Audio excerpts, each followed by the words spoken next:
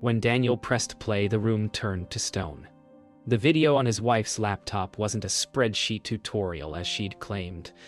It was a dimly lit hotel room. Her laughter soft and private, shared with her boss, Evan. Just 12 hours ago, she'd kissed Daniel goodbye, saying she was working late.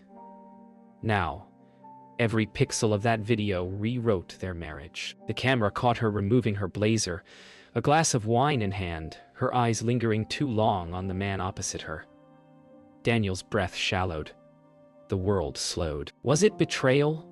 Or proof of something darker? Something orchestrated? The laughter in the video wasn't carefree. It was nervous, rehearsed. In the reflection of a mirror behind them, a third figure moved. Someone filming. The horror wasn't just in what he saw. It was that she looked terrified right before the clip ended. Morning comes harsh and gray. Daniel hasn't slept. He replays the clip in his head, every frame burned behind his eyelids. Clara returns home, smiling faintly, holding her work bag as though nothing has changed. The air between them hums with invisible weight. "How was the meeting?" he asks. Voice tight, exhausting, she says, slipping off her shoes. For a moment, her eyes meet his and falter. He knows she can feel his stare, the kind that sees everything now. No. Daniel steps outside into the drizzle, dialing a number he's never used before.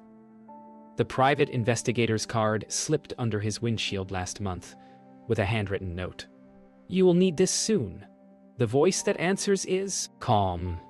Too calm. "You saw it, didn't you?" It says before Daniel can speak. He freezes. "Who are you?"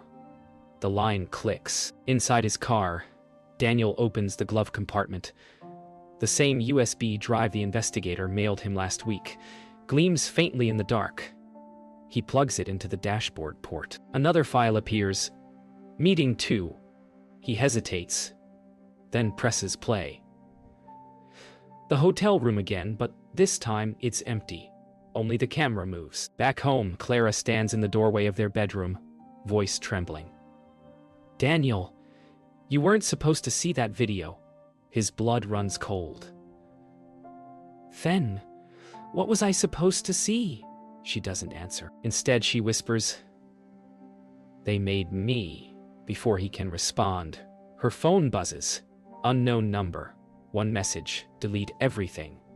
They're watching. Daniel couldn't stop replaying the videos in his mind. Each frame gnawed at his trust.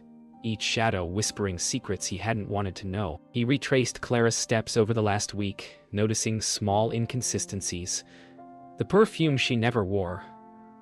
The receipts from cafes she never mentioned. Something inside him cracked. Not just betrayal, but a creeping fear that someone else was manipulating them both. He felt invisible hands moving the chess pieces of his life. That night he left the apartment, wandering the empty streets, haunted by the reflection of strangers in shop windows, imagining eyes following him from every shadow. Back at the office, Clara moved through the halls like a ghost, pretending everything was normal. Her co-workers whispered behind closed doors, eyes darting toward her as if she carried a secret too heavy to bear. She found herself staring at her phone, dreading every vibration. The message from last night replayed in her mind. Delete everything. They're watching. Each ping felt like a countdown, each shadow a reminder of how little control she had left. Daniel hired the investigator Marcus, 42, graying hair, sharp blue eyes, to trace the mysterious camera feed. Hours of surveillance footage revealed a pattern. Evan, Clara's boss, 40, clean-shaven gray suit. Always present at key moments, yet disappearing when Daniel arrived. The final frame of one clip froze on a coded message scrawled on a wall. "Truth is dangerous." Daniel's pulse quickened. He realized the videos weren't just private betrayals, they were warnings. Returning home, Daniel confronted Clara. The words tangled in his throat, but the evidence left no room for lies. "Who are they?" he demanded, voice low but shaking. Clara's eyes glistened with tears, I didn't want this. I never... she began, but Daniel cut her off. The walls of their apartment felt smaller, the air thicker. Every sound, the hum of the refrigerator, the ticking clock, reminded him that the people in the video were still out there, watching, orchestrating. That night, Daniel received a package at the door. An envelope containing more videos, this time labeled with dates that spanned years. The first clip froze on a younger Clara, 29, laughing in a cafe with a man he didn't recognize. Daniel felt the room spin. The messages weren't just about now. They were a slow reveal of a life meticulously documented. Fear, anger, and heartbreak collided, leaving him numb. Somewhere outside, someone was smiling at his torment, and he knew the only way to survive was to uncover the entire web. Daniel's apartment became a war room. Screens lined the walls, each displaying pieces of Clara's past, Evan's movements, and unknown figures caught in fleeting shadows. He could no longer distinguish between reality and manipulation. When Clara returned that evening, Daniel confronted her with the evidence, his voice a mixture of rage and desperation. "I've seen everything," he whispered. Clara froze, her eyes wide, haunted. She wasn't just afraid of being caught. She was terrified of what they might do if the truth was revealed. The apartment trembled under the weight of unspoken secrets, and Daniel realized this confrontation was not just about betrayal. It was about survival. Clara finally spoke, her voice trembling like shattered glass. "It wasn't just him," she admitted. "I've been watching us for years. I tried to fight it. I swear." Daniel's heart pounded, disbelief mingling with a desperate need for answers. He demanded names, motives, anything.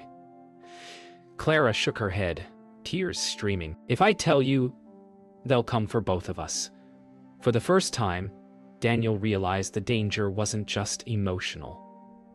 It was life-threatening. The confrontation had become a revelation, a doorway into a world of shadowy threats and manipulation that neither of them could ignore. The confrontation escalated when Evan unexpectedly appeared at their apartment doorway, calm and smiling, as if nothing were amiss. Daniel froze. Clara's face drained of color. "You shouldn't be here," Daniel said, voice low but steady. Evan's eyes glimmered with unspoken control. "I think you'll want to see this," he said, sliding a tablet across the counter. The screen showed new footage. Daniel himself, unknowingly followed, his private moments recorded and analyzed. The roles of predator and prey blurred, and Daniel realized that confronting Clara had only brought the danger closer, making the enemy inside their home. Daniel demanded answers, stepping toward Evan, voice sharp. "Who are they? What do you want?" Evan's smile never wavered. "You'll see soon enough," he replied. Calm as a predator circling prey, he turned and left, leaving a faint smell of expensive cologne and a lingering sense of dread. Clara slumped against the wall, sobbing quietly. Daniel realized that their confrontation had shifted the battlefield. No longer about secrets between them, but about survival against a shadowy force whose reach was terrifyingly intimate. Every moment from here on would be a test of courage, wit, and the limits of trust. That night, Daniel and Clara sat in silence. The apartment now eerily quiet. Screens dimmed. Every glance carried suspicion, every sound a threat. They realized that confronting each other hadn't ended the danger. It had only intensified it. Trust had been shattered, yet necessity forced them to act together. Plans were whispered, strategies drafted, alliances silently acknowledged. Outside, shadows moved with intent, and the world beyond their walls was no longer a backdrop. It was a predator, patient and omnipresent. The confrontation had revealed everything: betrayal, fear, and the inescapable truth that survival meant understanding the unseen enemy. Daniel and Clara began retracing every detail of the videos, piecing together a timeline that revealed more than just infidelity. It revealed a network, precise and methodical. They pored over receipts, hotel bookings, and surveillance footage, connecting dots that led to mysterious names and unmarked locations. Fear mixed with determination. They knew that uncovering the truth might expose them to the very people who had been watching for years. Every clue was a small victory, but also a reminder that time was running out. The investigation had become a life or death puzzle, each piece a potential trap or revelation. The next day, they followed Evan to a nondescript warehouse on the outskirts of the city. Cameras hidden in street lamps tracked every step, but Daniel and Clara managed to stay in the shadows. Inside, they discovered a trove of equipment, high-end cameras, monitors, and stacks of drives containing years of surveillance footage. The scope of the operation shocked them. It wasn't just about their lives. Countless others had been monitored. Fear transformed into resolve.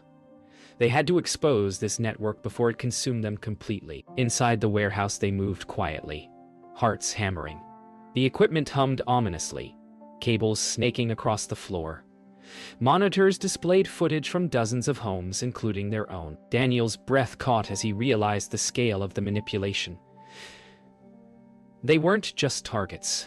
They were part of a controlled experiment. Clara's hands shook as she disconnected one of the drives, but every movement was fraught with danger. They understood that one wrong step could alert the observers, and the shadows around them seemed alive with anticipation. They discovered a locked office at the back of the warehouse, containing files with names, dates, and financial transactions, linking powerful figures to the surveillance operation. Clara's hands trembled as she rifled through documents, realizing the conspiracy reached far beyond their immediate lives. Daniel snapped photos for evidence, careful not to trigger motion sensors. Every sound, the hum of machines, the scrape of paper, echoed like a warning. The investigation had become a race against invisible eyes that could strike without warning, and every step forward increased the danger exponentially. As they prepared to leave, they heard footsteps approaching. They froze, realizing the network's reach was immediate. Shadows fell across the floor as a security guard, or perhaps someone more dangerous, patrolled the corridor. Every instinct screamed to flee, yet they had evidence that could unravel the operation.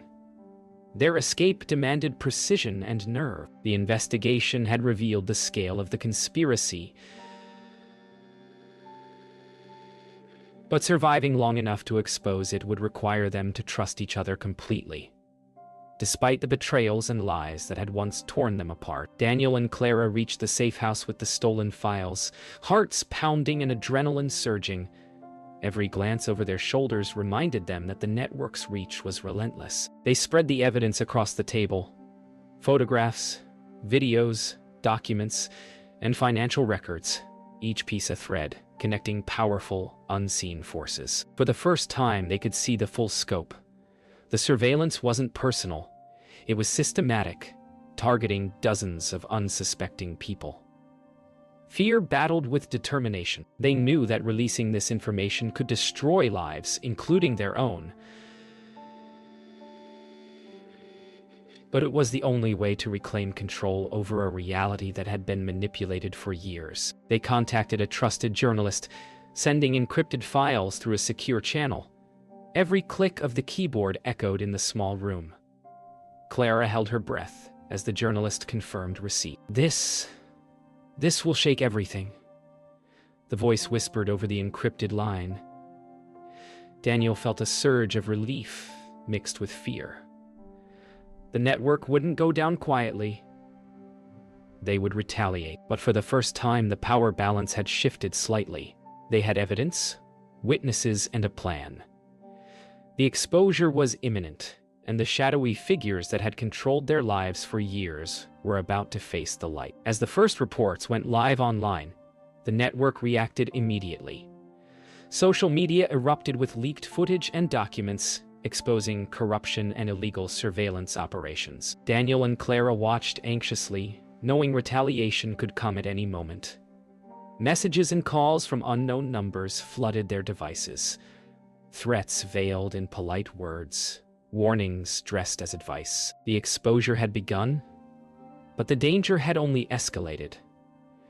They realized the fight wasn't over. Surviving the exposure would require courage, cunning, and a willingness to face the network head-on. A sudden knock at the door froze them. Every muscle tensed. Daniel motioned for Clara to stay quiet, heart pounding in his chest. They peeked through the peephole. Two figures in suits stood outside, faces obscured. The network had sent reinforcements. Daniel's mind raced. Negotiation? Confrontation? Escape? Each option carried enormous risk. The exposure had shifted the battlefield from screens and files to the real world. Every decision now would determine whether they survived or became victims of the very conspiracy they had unveiled. Realizing they couldn't wait, Daniel and Clara enacted a daring escape plan. They slipped out the back, moving through narrow alleyways and abandoned streets, clutching the remaining evidence. Their minds raced, adrenaline sharpening every sense. The night was alive with danger. Yet for the first time, they felt in control of their fate. Exposure had shifted the power dynamic, but survival depended on every calculated move, every silent step. They weren't just uncovering a conspiracy. They were rewriting their story, choosing courage over fear, and reclaiming the life that had been stolen from them. Daniel and Clara reached a remote, safe location, hearts still racing from their escape. The files they carried were now a weapon, a mirror, reflecting the network's crimes to the world. They knew retaliation would come swiftly, yet for the first time they felt prepared. Clara's hands shook as she unpacked the documents, her gaze flicking to Daniel, searching for reassurance. He met her eyes, silent understanding passing between them.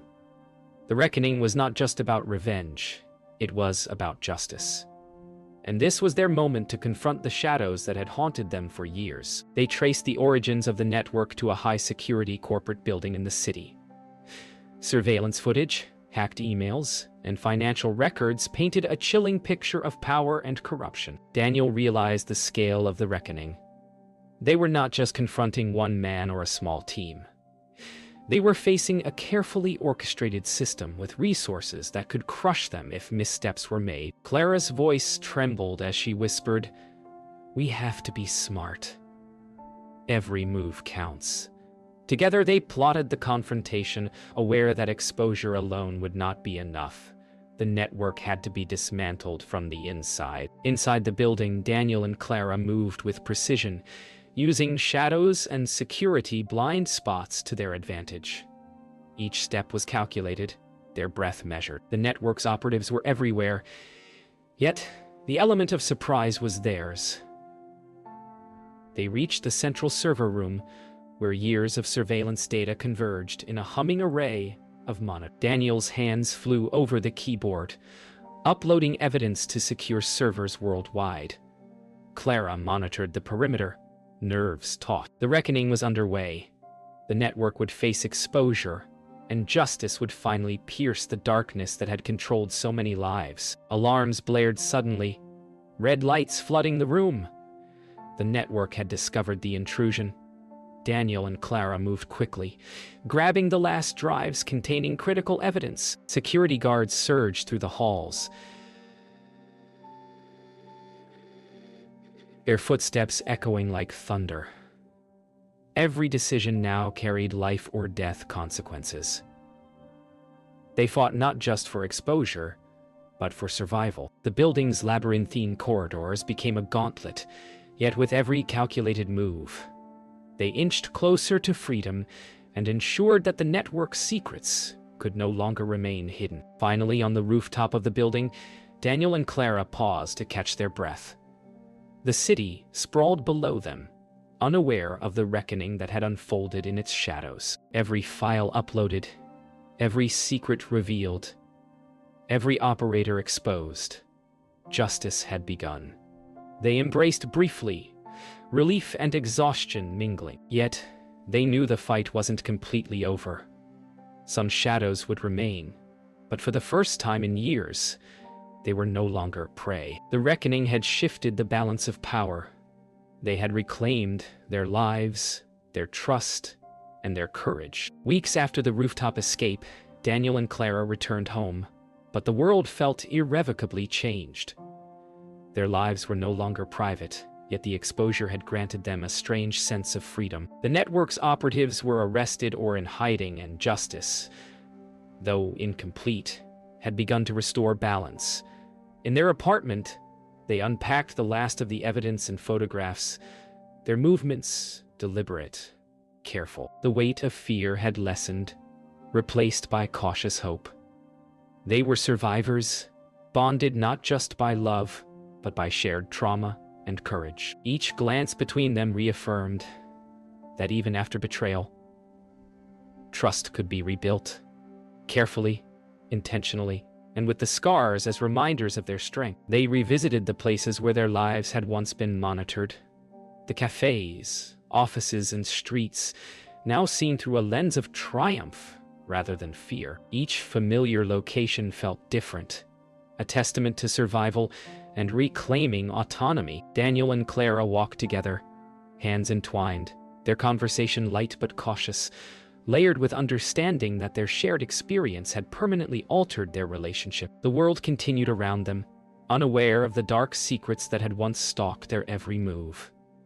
Yet, they felt empowered, capable of navigating life with vigilance and trust rebuilt from the ashes of deception. Clara returned to her work with renewed purpose, determined to reclaim her professional life without fear of manipulation. Daniel supported her, their partnership strengthened by shared trials. Every email, every meeting, and every interaction carried the weight of experience, yet they navigated it with confidence. The shadows of the network still lingered in memory, but they no longer dictated their choices. The resolution was not perfect.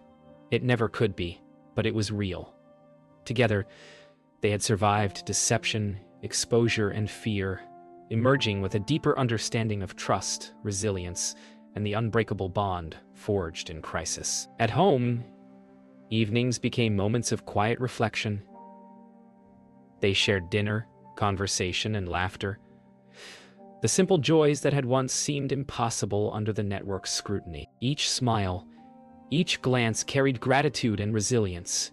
The scars of betrayal remained, but they served as reminders of the strength required to endure and the courage to confront overwhelming fear. Daniel and Clara understood that life would always carry uncertainties, but they now possessed the tools, wisdom, and trust to face them together. The resolution was not the end of danger, but the affirmation that love and vigilance could coexist, stronger for the trials endured. In the final moments, Daniel and Clara stood at their balcony, overlooking the city skyline at night. The lights shimmered, indifferent yet beautiful, reflecting the life they had reclaimed. They held each other tightly, feeling the weight of the past and the promise of the future. Betrayal, fear, and exposure had tested them to their limits, yet they emerged stronger, bonded.